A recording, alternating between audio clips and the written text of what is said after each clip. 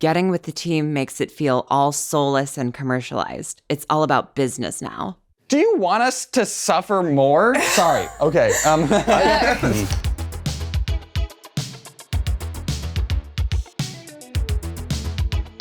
I am very excited for this episode of Assumptions because we've had YouTube animators on this channel before, but we've never had the chance to see what the conversations would be like if the animators were able to speak to each other and address your assumptions. And for this episode, you'll notice that we're actually using your assumptions that you've submitted to us. If you have an assumption that you want to be featured in the episode, make sure to comment on our community tab. Now, let's get into it. Okay, so Magic School Bus Dropout says, I think most of them are running out of ideas and starting to try to change their content because they don't have any more stories to tell. Yes. Yeah. I think it's fair to say that it's all completely on an individual basis because, I mean, you can speak for yourself, but I feel like I never run out of stories. If people change their work, maybe it's not necessarily because they've run out of stories, but they're just growing as creators and wanting to do different things. Yeah, I don't think I've posted a story time in a while. It's always just like, I went gambling one time, here are my thoughts on gambling. Here are my thoughts on reality shifting.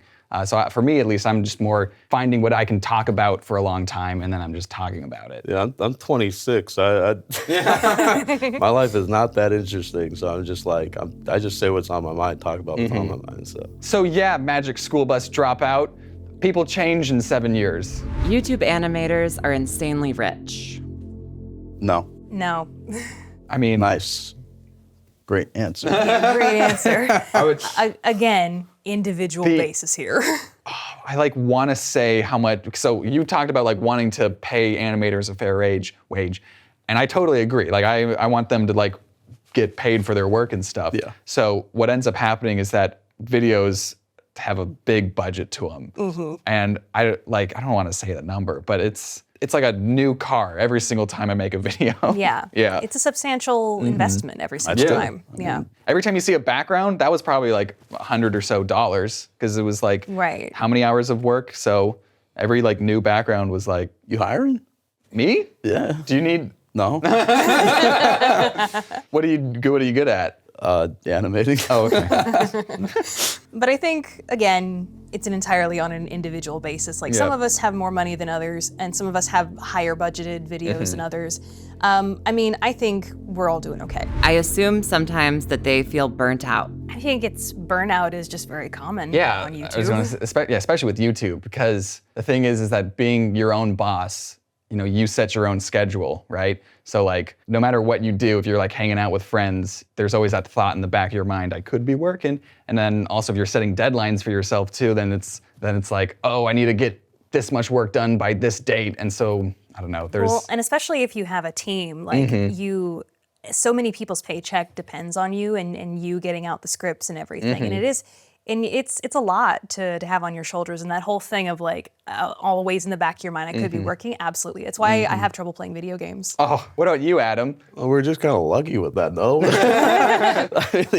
I think about any other job, and they're just they get burnt out, and they still got to go to work. Yeah. We get burnt out, and we're I'll just go sleep today. I mean, burnout happens, I think, in any field. It's just, finding the balance and, hoping that you're a YouTuber and you can take those breaks.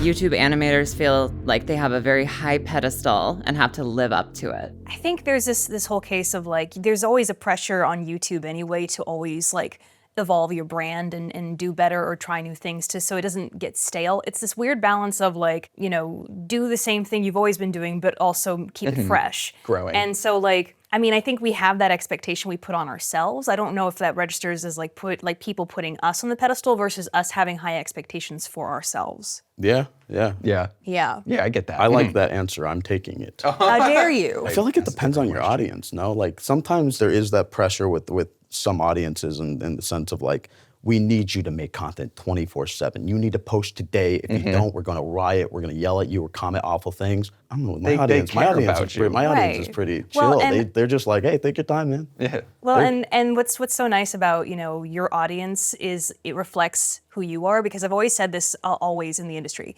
You attract an audience very much like yourself or like the type of content you choose to put out there. So if you put out really mean, nasty content, you're going to attract a really mean, nasty audience. And so you shouldn't be surprised if they turn on you eventually. But, you know, the fact that we have audiences that are so kind and chill and mature, you know, I think that really says a lot about the type of stuff that we're choosing to put out there into the world. And it's always a compliment that whenever I get a compliment on how great my audience is. Yeah. YouTube animators are trapped to only make content that fulfills the niche audience that subscribed to them in the first place. Niche? I don't know. I don't think niche is the right word. No, I think, you know, our stuff is pretty universally like appreciated. We have a very general audience. I mean, like, I don't know what your demographics look like, but mine are pretty just across the board. Like, I have a pretty even spread of like girls, boys, you know, like different age ranges. Like, I think our stuff is very evergreen. We're stuck making the content that we make, which is the content we want to make. The Odd Ones Out is never going to fight again. I want to take this time to personally call out Anthony Padilla. In one of his videos with iDubbbz, they were talking about boxing, and then Anthony was like, yeah, I'd fight the Odd Ones Out. Odd Ones Out, I can take him. I feel pretty confident about taking James out. And I'm 100% on board. I absolutely would love to get in the ring and punch you, Anthony. But then he was like, oh no, I'm too busy to box. Sure, yeah, and I'm not too busy to box, so absolutely I'd fight Anthony. I'd also fight just anyone again. So I'm training like once a week. So yeah, your assumption's wrong, whoever assumed that. Anthony is really scared about his piercings. We'll take him off before He always brings it up. Yeah. Anthony, you're a good looking guy. You work out. So what's the issue here? I think he wants to remain good looking. Oh, that's... Because we see what boxing did to you. I have a question. Are we allowed to curse? Yes. Awesome. Frick, yeah. I mean, we'll censor it. Okay. Older so you guys have a dash. censoring guy. Yeah, we'll censor. Yeah. Does your mom text you when you curse in videos that she didn't like that you cursed in videos?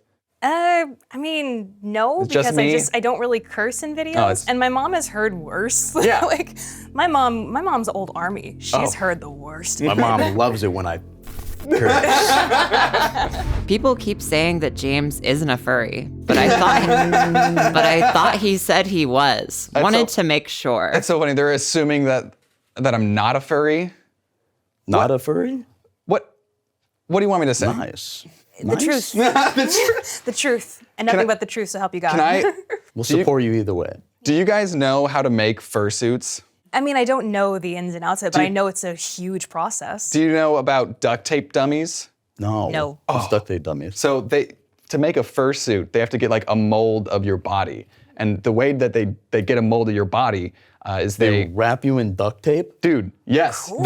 You get like this painter's tape, like this painter's suit, and then you just stand there, and then they start here at the private area, and then they like do the foot, then they do another foot, then they like wrap you up, and I've never done it before. Is it? But I'm gonna. Is it?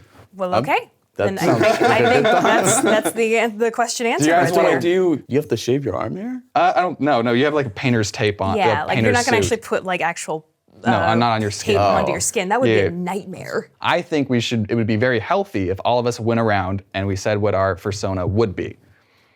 I have not given that a single bit of thought. Well, now's your chance. I would want to be a big Big lizard? That's fine. A big lizard. Big Yeah. lizard dragon. Big lizard dragon. It's like a big lizard with wings. With wings. Cool. Yeah, it'll be wings. Mine is very boring, but it's based off of people's actual, assumptions about me. Is that they think I'm a cat. Like Okay. they say I very much remind them of a hissing cat sometimes. So I think my persona would just be a cat. A lizard with jetpack. A jetpack instead. Jetpack. A jetpack instead, because I don't want wings anymore. YouTube animators don't really make that personal or real stories anymore because there's such a big team behind it all now. You know, the more I've spent on the internet, the more I've been like, the internet doesn't need to know everything, Does that make sense? No. Like I think that's a very good point because there has to be a healthy, there has to be a boundary put between you and your audience. Wait, you guys don't parasitical relationships. Yeah, we don't like parasocial No. relationships. Say No. parasitical. Social. Yeah. I said Yeah, like- parasitical. Yeah. I was trying to sound like really cool. No, I don't like parasocial relationships. I like No. parasitical. I think we all, to an extent, have parasocial relationships with some people out there. I think it 100%. can't be helped. But I think you can do your best as a creator to kind of set a healthy boundary, and it's just what you choose to put out there. Like, I think everyone sitting here would definitely have details about their life that they're never going to make into a story. Yeah. But does that mean that the stories that we do put out there are any less genuine? I think part of the reason, why our stories work so well is because it comes from a very genuine place. And I mean, I want to quote like a writer on Inside Out, and she said that if you're asking your audience to have a cathartic experience, chances are you should be having a cathartic experience while you're writing. I just regret making a video about times that I've peed myself. Is that one? Because let me guess, you have a lot of audience members coming up to you and talking to you about exactly that. Yeah. Much like comedians, many of their stories are very embellished, sometimes completely fictitious. Whoa, okay. Wow, that's quite an accusation. Yeah. Calling us Embellished, liars. yes, but fictitious, no. Also, what would we have to lie about? Like, oh, I didn't work at Subway? Like, why would I lie about that? And like, I think embellished, it's more of a, I guess, what am I trying to say? Like, If I told the story exactly how it like went down, it'd just be like, I went to work and Yeah, I was then that sad. happens. I mean, like, being like, and then so-and-so said the worst possible thing you could have said. That probably isn't going to be the actual worst thing they Right. said, but you're just making this like entertaining story, Yeah, I think there's a balance that you have to strike with it, but like, I don't think any of us, not that I know of in our circle, these are all true stories, of course, Yeah. but it's just a case of like, we do kind of like push the entertainment value of it more. And I think, like you said, that just makes for better storytelling. So, and it's just a natural part of storytelling. I mean, like movies embellish real world details all the based on time. true story, yeah. Based on true story, no. Getting with the team makes it feel all soulless and commercialized. It's all about business now. Do you want us to suffer more? Sorry. Okay. I mean, I mean, that's a I don't know. Do you guys feel like it's? I still do less things personal because it's a team. I don't know. Do you? I don't think it. I don't is. feel I mean, that way. I don't do it myself these What- days. I mean, like, are we just going to completely discount like the emotional impact of any movie or TV show because there's a giant team on it? Like, Yes. I'm just Yes. kidding. Yeah. I was going to say, if you have a team of 6 people, that doesn't mean you're doing 1/6 of the work now. You Right. know what I mean? I'm still the one approving boards. I'm still the one like having notes, like. it's still your voice. Exactly, yeah. It's your thoughts and feelings on what you're talking about. It's still very genuinely you, but somebody else is just taking your real, genuine thoughts on things and interpreting it. I was going to say, YouTubers are busy people. We're so busy that Anthony isn't even here right now. Yes. So Where is he? we're working with his team right now. Yes. Can we go to Where's Anthony for the camera? Where's Anthony? Where is Anthony? Where's Anthony? Where is he? Something else YouTube uploads like every other decade. I hope it's because he's more focused on enjoying life than stressing over YouTube. Aw, your audience is real nice. really I'm nice. telling you, they are like ridiculously They're understanding. like checking in on you. Yeah, I love these people in a non-parasitical way. Parasite. Yeah, I mean, for the most part, I'm typically just kind of like trying to, because I found myself in the early days just like constantly stressing, like, oh my God, I gotta get done by this date, setting a rule for myself, doing this. And then I realized I'm really lucky. I'm in a very, very crazy position where I can set my own hours, I can do my own thing. And I just kind of like, was like, I don't need to just go ham all the time, spend months just sitting in a room constantly drawing, not getting sun, Isolation, no vitamin D. This is one thing that I learned is that when someone watches a YouTube video, they don't think to themselves, oh, I wish I watched this a week earlier, Yeah. And so they're not like, oh, I wish I saw this a week ago. Yeah. Like, so if you need to give yourself another week, do it. I just love my audience. They're just like, dog, take your time. It's fine. Like, go live life. And I do. Bean is cool says James joined a cult. You joined a cult. Not good for you, man. Yeah, good for you. I mean, it's a good hobby. fantastic. Do you guys want to talk about Mormonism? Oh. No. Hot button issue right there. No. Let's just talk about religion, shall we? I'm not saying that it's a cult. Hey, good for you, man. It's awesome. Yeah. It's good to have a I don't hobby. want to join. No, it's a pretty No, it's fine. prestigious No, it's cult. whatever. I don't need. Yeah, they don't just let anyone into cults these days. I get it. It's whatever. There's only so much goat blood to go around, Yeah. you know. YouTube animators are all copying each other's styles. Oh, that kind of style. Thought you meant like clothing style. I would say my style's. Okay, wait. Flat. Animator style. I think like what Rebecca said, like we all had to move to this like simple character design, but like I think you can have a bunch of artists draw a stick figure and every stick figure could look unique and different. And like it's still a stick figure with just lines for a body, but like even then you can still have so much different variations and forms. Well, you know? like, and I see our fans like making these. I drew my character myself in each of these, you know, Storytime animator styles, and you can see the clear, distinct difference between each of us. But like, I think it's really a case of we all just had to do it out of necessity, as you said. Is like, in order for us to just make this our job, we had to simplify the character design as much as possible. And I don't remember ever saying, ooh, I like so-and-so's way that they draw theirs, I'm gonna do that. I don't ever remember doing that. Endersuit is here says that they didn't plan to be animators, but it worked, so they kept with it. That's very true. I mean, I didn't, like, no one sets out to be like, I don't know, like, no one ever sets out to make YouTube their full-time job. Kind of just happens. Well, I At mean, least I that's think YouTube was more of a surprise Yeah. than animation for me because I actually went to school for animation. Yeah. Like, I was gonna go out there and be like a Pixar, DreamWorks, all that kind of stuff. And I think YouTube was definitely more of the didn't plan this, it just kind of happened. Although, I mean, admittedly, I did want it to work. Of course. Yeah. Why else would you post? Right. But like, I mean, I remember my senior year of animation school, like that's when there was a huge renaissance on YouTube going on where people were actually doing this for a living. And I got excited about that and I actually began to think to myself, what if I just put all of my time and effort and talent into just trying to make YouTube work? And so I did kind of set out with that, but like, did I actually think it was gonna work? Yeah, I don't know.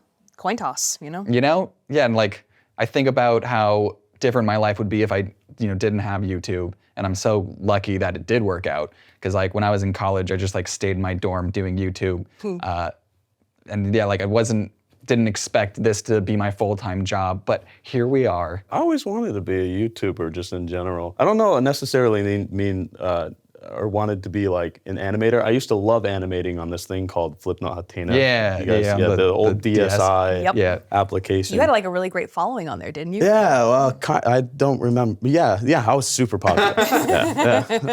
But it was just like something I liked doing for a while. I didn't really see myself wanting to be like a animator working for like all these other companies and stuff like that. I just like writing and then creating, making little doodles and making people laugh. I was like, man, animation is awesome. Too bad my application's dead. So I was like, let's go to YouTube. What is everyone doing there? Oh, film? Let me give film a try. I'll give film a try. So I started doing that, did some regrettable pranks. You were young. Yeah, it was a different time. It was cool at the time. Then I was like, you know what? I'm gonna pick back up animation because I loved doing it when I was doing it then. So then, I found a legal copy of Adobe Flash. Oh, Flash. Okay. Yeah, and then it just took off from there. Callan Abbey says they have lost their passion that they had at the beginning of their journey as it becomes more about work. I'm hurt, Abby.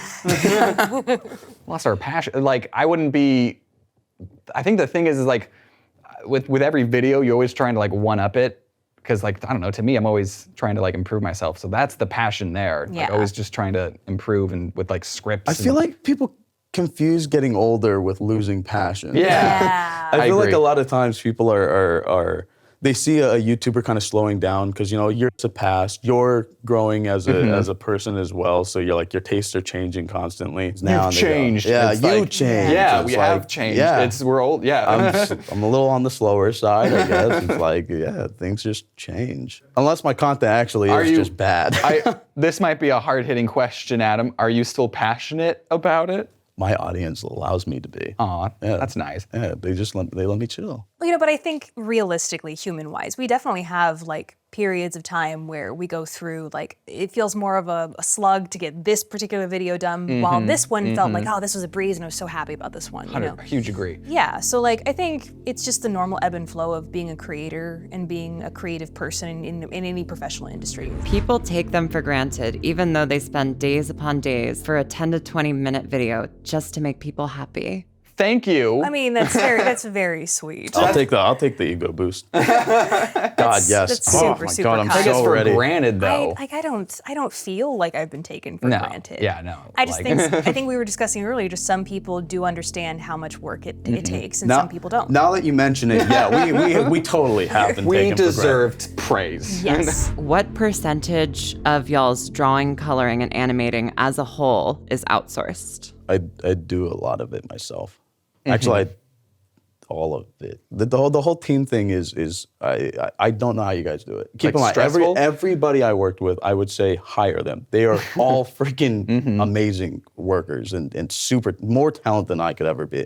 But it's hard. Yeah, no, yeah, and yeah. I want to say we're also working with artists too, It's- which I don't know. I've only ever worked with artists, so I don't know if there's a difference. But like, My biggest thing is like I don't want to feel like I'm ever like underpaying people. Yeah, no, I spent 3 years in freelance That before scares me, is YouTube what I'm trying to say. kicked off, and 90% of the potential clients who would email me or call me were trying to get free work or trying to like have severely reduced, and I would have to say no to all of it. So I made this promise with myself: if I ever got into a position where I'm the one paying the artist, I will never give them anything less than what they're worth. And that's been like a huge part of like how you get to a point where you can't afford a team. If you want to pay them correctly, it's like you have to have the funding there in the first place. I hope people don't think that I just sit on my butt all day. I mean, I do, but it's at my chair in my office. Working. Yeah. Yeah. So, you know, I'll take someone's boards and I'll be like, all right, I want someone who has the James rig to do this. Let me sketch out all the bubble people so they can like do it on model. And then, you know, like also divvying out like, all right, who's doing this background? Who's doing this shot? Oh, this background, I have these notes. Oh, this shot, so like it's still very full days. For me, most of my job is like fixing problems. It's like figuring out where things need to be fixed and what needs to be done. I and mean, then you're like doing the job of a supervisor Yeah. at this point, because you're just basically a supervisor, which is a huge job. It's a huge and like undertaking. the higher, I guess, the more you go up on the totem pole, the less drawing like with pen and paper that you're actually doing. I think for anybody who grows to that point, it's kind of a natural progression of how it all goes. Let Me Explain Studios only goes outside to get more content and would never leave the house without that need. Ooh, you guys don't know about adult Becca. You don't know about non-PG Becca, because I have, You rage? not rage, rave maybe. Ooh. She's said a few shits and fucks in her life. Oh, pardon me. But yeah, I've done a lot that you guys don't know about, because I'm about to turn 36 here in like a couple of days. So of course I'm birthday. an adult. Thank you. Yeah. Of course I am an adult. Of course I've been out there in the world and done a lot of things that I just don't Seen talk a about lot. because it doesn't seem like appropriate for Yeah. my channel. Yeah, we're all adults here. But have you ever like done something specifically for the purposes of making a video about it later, where you're like, oh, this will be a great video. Of course I'm gonna go skydiving. So like, no, but there's always this comforting little thought of like, I'm gonna try this new thing I've never done before, and if something bad happens, I have a story. That's true. Yeah, so it's like, it's kind of emboldened me to be a little braver in my real world. It's like, try new things, because like, if something bad happens, cool, I have a story. I could turn that into a video. Yeah. So I don't ever try things for the purpose of making them a video, but I do think to myself, well, this could be a great video if something goes wrong. They all secretly enjoy jazz when drawing and working. Yes, Jazz? actually. Secretly, the fact that you secretly enjoy it. It's not secret for me. I love big band swing. It's probably my favorite genre of music. You know, jazz is fine. I don't put it on recreationally. So.